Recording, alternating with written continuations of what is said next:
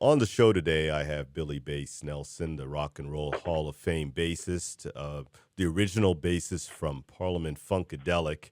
In fact, Billy, you named the band Funkadelic, correct? Yeah, I kind of came up with the name. You know, How'd you do that? we in the beginning, Hmm. it came down to the point to where the parliaments didn't consider the band parliaments. We were playing at a club called the 20 Grand in Detroit, and I wanted to put the parliament name on the bass drum of our drummer, and two of the members got up in my face and was talking about, "You ain't no parliament." Oh, I'm like, well, if we're not parliaments, then what are we? And they was talking about Parliament Backup Band. Put that on here. I was like, no. Parliament was really the doo-wop singing group that began They with were the singers. and you They were were the the singers, band. Yes, and we were the band. So I came up with the name Funkadelic, gotcha. plain and simple. I started hanging out in the barber shop when I was 5 years old, Uh-huh. and that's when I first met George when I was 7. George didn't always work in the barber shop. I lived in the projects in Plainfield, New Jersey. The barber shop, the friendly barber shop, was across the street. It was run by a man named a barber, George White. Yes. Now, they introduced processing here. They didn't always process here at that barber shop. But George was a specialist when he was about 15 or 16. Yes. And they hired him in that barber shop. I see. As time went on, the barber shop, George White passed away. The barber shop moved from West 3rd Street to Plainfield Avenue. I was not allowed to go to the barber shop, and despite all the butt whippings I got, Uh-huh. I hung out in there anyway, all the way up until we left there. How did you come to play bass? When we went out on the road in '67, Testify was out. I was the only musician. I was trying to play guitar at the time, Yes. and I had been taking lessons from Eddie Hazel, Oh, Eddie was teaching you. Eddie and Tal Ross. Okay. Tal Ross was another original member Mm-hmm. of Funkadelic. But anyway, got out on the road with them and ran into all of these super professional guitar players, and the light just came on. Wait a minute, you can't play guitar like that. You better think of something else. Mm-hmm. And my very first recording session was at United Sound in Detroit, and I played with all the Funk Brothers, and I met James Jamerson, and I expressed that, well, I knew that I wanted to get Eddie. As soon as that tour was over, I knew I wanted to go find Eddie, and I figured I could switch over and play bass. Oh, by bringing And Eddie into the band, you could expand what you wanted to do, in other words. yeah, well, I had to switch over. Yes. I was taking a big risk because getting Eddie in the band, hey, they could have just said, well, hey, Mm-hmm. you out. Mm-hmm. But I got a lot of encouragement from James Jamerson and learned a lot of stuff from him. But I literally learned how to play bass out there on the road. Eddie was your longtime friend. Oh, yeah, I've been knowing Eddie all my life. And he was always a great guitar player. Eddie could play on the level of top professionals when he was 10 and 11 years old. Mm. As a matter of fact, I tell people right now, Eddie played guitar pretty much on the same level from 10 years old to the day he died. He was always great. Good. No, I said he was always great. Yes, yes. A serious guitar player, Yes. Self-taught, right? Yep. Mm-hmm. His grandmother taught him. Are you serious? Yeah. Her and Eddie used to sit up on the front porch. She smoked a cigar Mm-hmm. and played acoustic guitar with the slide. Yes. And they'd be sitting up on the front porch, her smoking a cigar and a fifth of old granddad underneath the chair. And they'd be sitting up on the front porch playing that old Gut Bucket Blues and all the popular songs of the day. So on that note, I need to ask you about Maggot Brain, because that is an epic song that you were a part of. Can you talk about how that came together? Well, I heard that I wasn't there when George and Eddie got together to create that song. Okay. I was on the session. Yes. But I was told that George supposedly locked him up in a room or something or another and told him to think about the saddest thing he could think of, and that would have been his mother dying. I read this, And yes. I've heard that story. Yes. I don't know it to be true, but like I said, I wasn't there when George and Eddie when Eddie actually created that song by himself. I wasn't there. I didn't hear it until we got in the studio with it. Gotcha. And then we, Funkadelics did what we do. I want to talk about what I call, maybe what everybody calls, the continuum of funk. I think of kind of the beginning of it as the James Brown era. And in there are You Fellas and Sly, etc. If you had to pull the thread from the beginning to the end, what is the order of personnel or talents that you see?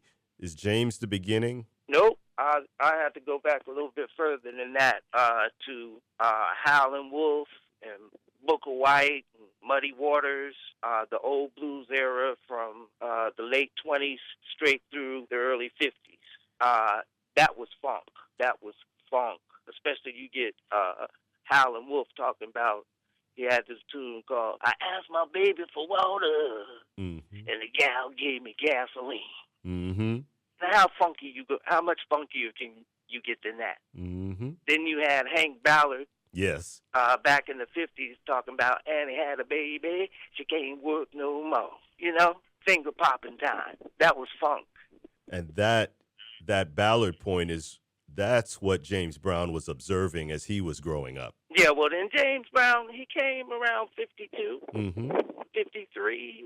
He goes all the way back there. So, and I would say that he took Gut Bucket Blues, funky blues, to another level.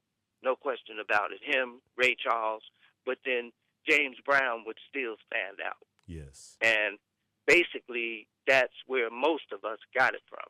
I had knowledge of the old Gut Bucket Blues when I was a little kid, so, Right. Parliament Funkadelic really took it and also created a show around it. Yeah, us, Sly. There's quite a few other people. I mean, Motown. Some of that Motown is funky. Yes. I'm getting ready for the function at the junction. You can't get no funkier than that. So a lot of rhythm and blues was funky anyway. And when people were able to outwardly say that word, because when I was a little kid, I couldn't say something was funky. Yes. I get popped in the mouth. Talking about, ooh, your feet showing up, it's funky. What? It's slapped up under the table. You know what I'm saying? Yeah. So I guess probably around 63, 64, and everything got funky. Between 64 and by 67, you had all these songs. Funky Way to Treat Somebody, Funky Broadway. There's just a whole barrage of songs. Funky this, funky that. We're going to have a funk good time. Right. That's real slick. Yeah. That is real slick. And now even funk is a part of the language instead of using the other F word. Yes. Yeah. Let me ask you a question that I talked to Howard Scott, and I asked him a question related to a posting on social media from Mandrill, and they were honoring Maurice White. Yeah. And what they said was that Maurice and Earth, Wind, and Fire were part of that brethren that included them and you and Earth, Wind, and Fire and Sly. Right.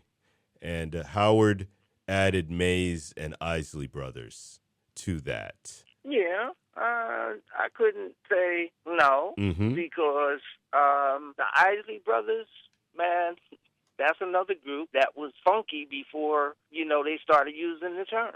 Yes. Twist and Shout and, what's that, It's Your Thing? Yeah, that's Whew. true. Yeah, yeah. Mm-hmm. I mean, that record stinks. You could smell the funk when they start playing that one. Mm-hmm. But, and then Frankie Beverly, I don't know his whole history, but from what I understand, he was from back in the day.